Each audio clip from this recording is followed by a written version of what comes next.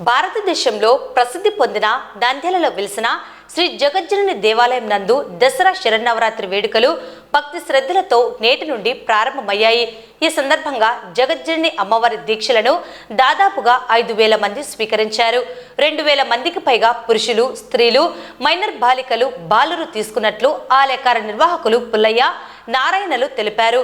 మరో 2,000 మంది ఆంధ్రప్రదేశ్లోని వివిధ జిల్లాల నుండి, రాష్ట్రాల నుండి వచ్చిన తెలంగాణ, కర్ణాటక, తమిళనాడు, మహారాష్ట్ర భక్తులు జగజ్జనని అమ్మవారి దీక్షలను తీసుకున్నారని తెలిపారు.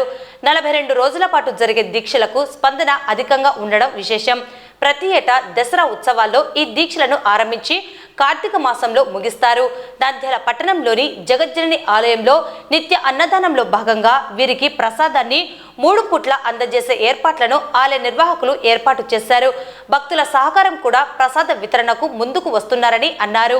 దాదాపుగా 2,000 మంది ఉదయం నుంచి రాత్రి వరకు దీక్షలు తీసుకోగా వారికి అమ్మవారి ఆశీస్సులు అందించాలని కుటుంబ సభ్యులు మరో 2,000 మంది రావడంతో ఆలయం కిటకిటలాడిపోయింది. పూజారులు 18 గంటల పాటు వీరికి దీక్ష ఆశీస్సులను అందిస్తూ వచ్చారు.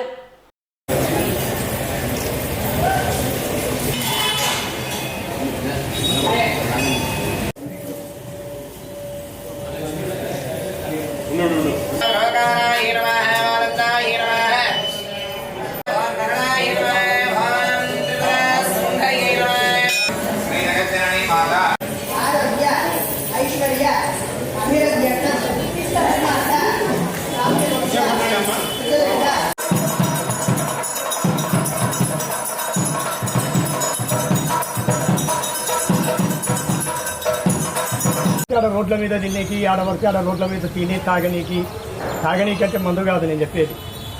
నీళ్లు తాగడం, టీలు తాగడం, కాఫీ. దీక్షలో దిగినప్పుడు ఒకరినొకరు జై జగజ్జనని అంటే ప్రతి ఒక్క మనిషిలో అమ్మను చూడగలగాలి. జై జగజ్జనని అన్నప్పుడు ఇట్లా 2 చేతులు ఎత్తి నమస్కారం చేస్తూ జై జగజ్జనని అనాలి. జై జగజ్జనని, హలో జగజ్జనని, హై అని ఇట్లాంటి చేష్టాలు, ఇంత పద్ధతులు